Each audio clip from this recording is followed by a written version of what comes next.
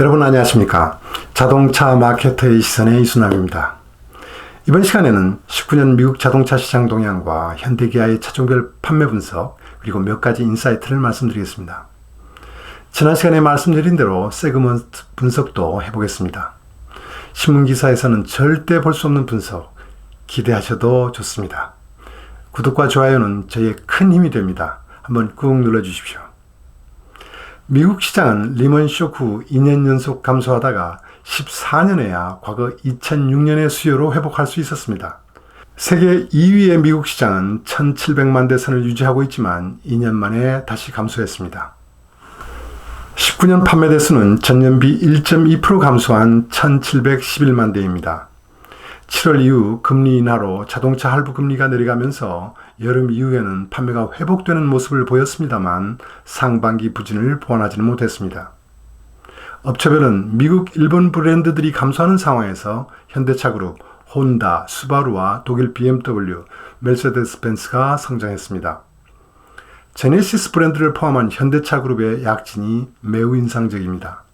G70, 팰리세이드, 벤뉴, 텔루라이드 등 새로운 세그먼트에 출시한 신차 효과와 코나의 판매 증대로 전년 대비 4.6% 증가했습니다. 두 번째 특징은 5년 만에 BMW 그룹이 메르세데스 벤츠를 제치고 럭셔리 브랜드 중에서 1위를 차지했습니다. 세 번째는 전년 동월비 93개월 연속하여 성장하던 수바루가 12월 공급 부족으로 대기록이 깨졌습니다. 그러나 70만 대를 판매하면서 3년 연속 제네시스를 제외한 현대차와 기아차의 판매 대수를 앞서고 있습니다. 네 번째, 닛산은 미국 시장에서 크게 고전하여 왔지만 작년에도 9.9% 크게 감소했습니다. 그동안 플릿 판매와 인센티브에 의존해왔던 판매 형태가 악순환을 만들고 있습니다. 다음은 세그먼트별로 시장의 변화를 분석해봅니다. 미국 시장은 크게 승용차와 라이트 트럭이라 불리는 RV로 크게 나누고 있습니다. 한때 배럴당 100불 이상까지 치솟았던 유가가 안정되고 셰일가스 혁명도 있었습니다. 미국의 휘발유 가격은 갤런당 4달러에서 떨어져 2.5달러 수준으로 유지되고 있는 상황입니다. 휘발유 가격이 떨어지면서 좀 더 안전하고 장거리 운행에 적합한 빅 사이즈의 SUV와 픽업 차량이 많이 팔리게 되면서 수요 구조 변화도 나타났습니다. 16년 전체 판매에서 38.5%를 차지했던 승용차 판매 비율은 계속하여 감소하여 19년에는 28%까지 떨어지고 있습니다. 자, 이번에는 세그먼트가 어떻게 정의되고 분류되는지를 말씀드리겠습니다. 우선 승용차는 일반 승용차와 럭셔리 차로 크게 나눌 수 있습니다. 일반 승용차와 럭셔리 차는 다시 바디 타입과 엔진 타입으로 구분하여 세단 해치, 스포티, 환경 전용차 세그먼트로 분류합니다. 라이트 트럭, 즉 RV 세그도 승용차처럼 일반 RV와 럭셔리로 나눕니다. 바디 타입별로 SUV, 픽업, 미니밴, 그리고 환경 전용차로 분류합니다. 각각이 분류된 세그먼트에서 이번에는 차의 사이즈에 따라 세분합니다. 이렇게 하여 분류된 승용차의 세그먼트는 총 18개가 됩니다. 자, 이번에는 세분화된 18개 세그먼트를 볼 수 있습니다. 현대와 기아가 각각 어떤 세그먼트에 참여하고 있는지 알아보겠습니다. 제네시스는 럭셔리 차에서 3개 세그먼트에 참가하고 있습니다. 현대는 일반 승용차에서 그랜저가 빠지면서 5개 세그먼트에, 기아는 5개 세그먼트에 참가하고 있습니다. 현대는 벨로스터, 기아는 카덴자, K7을 차별적으로 운영하고 있다는 것을 알게 됩니다. RV 세그에서는 현대는 4개 세그에서 5차종을, 기아는 5개 세그먼트에서 5차종을 운영하고 있습니다. 제네시스는 원래 GV80을 런칭하면서 미들 럭셔리 세그먼트에 참여하게 됩니다. 이러한 경쟁 관계를 이해한 다음에는 각 세그먼트가 차지하는 판매 구성비와 전년비 증감 여부를 살피면서 시장의 흐름을 이해하는 것입니다. 승용 세그먼트는 전체 판매의 27.9%를 차지하고 있으며 전년비 10.4%가 감소했습니다. 가장 판매 비중이 높은 엘란트라와 소나타급, 그리고 제네시스가 참가한 영역에서 시장 감소가 큰 편인 걸 알 수 있습니다.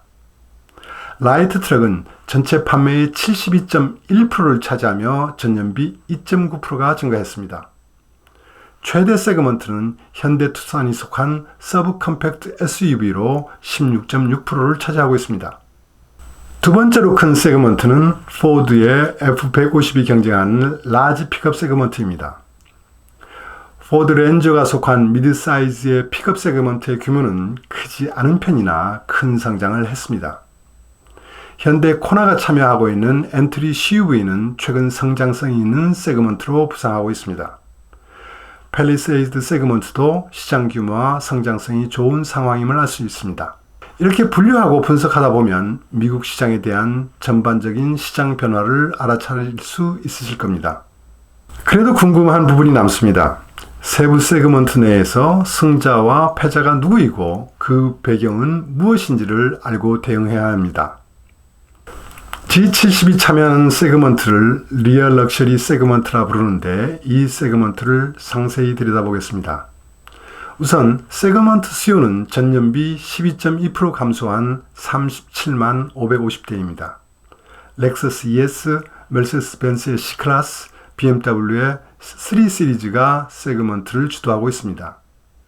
제네시스의 G70은 코티 수상, IQS 1위 등 우수한 평가를 받고 있습니다. G70과 스팅어의 판매 대수를 고려하면 선전하고 있다고 평가하기에는 아직 빠른 감이 있습니다. 이런 분석에 차종별 가격 요소를 더하면 다양한 분석들이 가능해집니다. G70과 스팅어는 동일 플랫폼으로 만들어 위상이 다른 브랜드로 판매하고 있습니다. 프리미엄 브랜드인 제네시스의 G70과 메인스트림 브랜드인 기아 스팅어의 기본 트림 기준 가격 차이는 2,460불입니다. 이 가격 차이가 브랜드 차이가 되는 것이라고 할 수 있습니다. 연말 연초에는 브랜드 차에 대한 평가 결과가 발표됩니다. IQS, 잔존가치, 베스트카, 카 오브 더 이어 등 다양합니다. 이런 요소들을 판매 대수와 연결시키다 보면 왜 좋다는 상은 다 봤는데 판매는 안 되지? 라는 의문도 생기게 됩니다. 이처럼 조사 항목들을 하나하나 더하다 보면 입체적으로 시장을 읽을 수 있고 여러 과제들도 보이기 시작합니다. 이러한 시장의 변화, 소비자 니즈의 변화는 마케터들과 상품 기획자들에게 매우 중요한 요소입니다. 또한 자동차 메이커들에게 상품의 포트폴리오 전략을 늘 고민하게 만듭니다. 특히 자동차 개발은 기획부터 생산까지 4, 5년이란 장시간이 소요되기 때문에 현재의 트렌드와 미래의 모습을 캐치하여 최고의 전략을 수립해야 합니다. 포드가 승용차 판매 중단 방침을 발표했을 때 왜? 포드가 승용차 안 판다고? 얘들 미쳤나? 이런 반응들이 있었습니다. 그러나 포드는 승용차 판매에서 높은 인센티브 사용으로 수익 창출이 어려운 상황이 지속되고 있었습니다.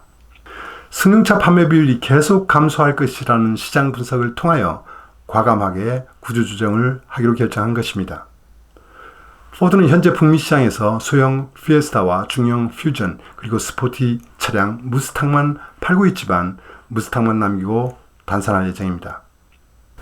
그 대신 포드는 많이 팔리고 있는 라이트 트랙의 선택과 집중하면서 미래에 대응할 전기차 및 자율주행차 등으로 사업 전략을 변경한 것입니다.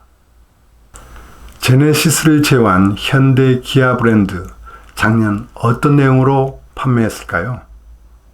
현대 브랜드는 전년비 3.2% 증가한 68만 8,771대를 판매하였습니다.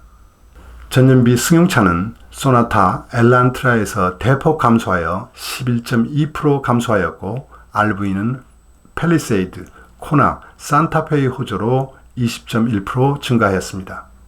기아차의 판매는 전년비 4.4% 성장한 61만 5,338대였습니다. 승용차는 전년비 6.1% 감소한 반면 RV는 11.9% 증가하였습니다.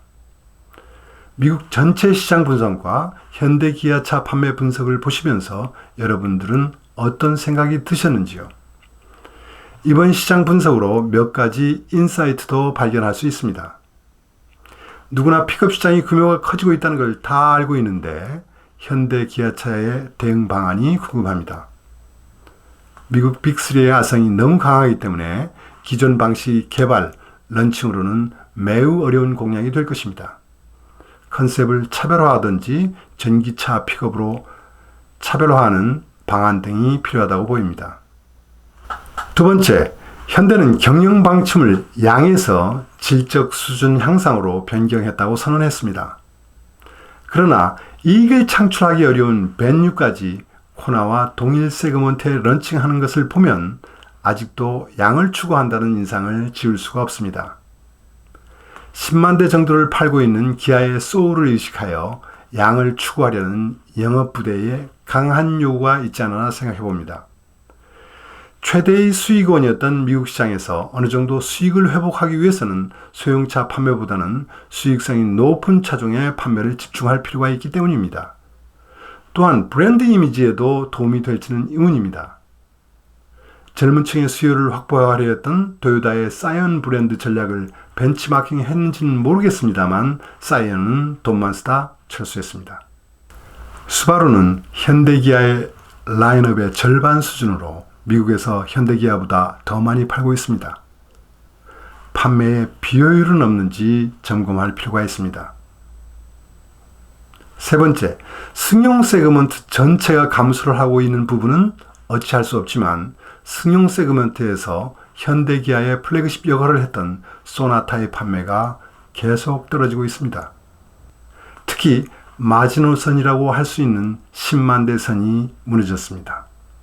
형이 체면이 말이 아닐 정도로 동생 옵티마 K5에게도 9,150대의 판매 차이가 나고 있습니다.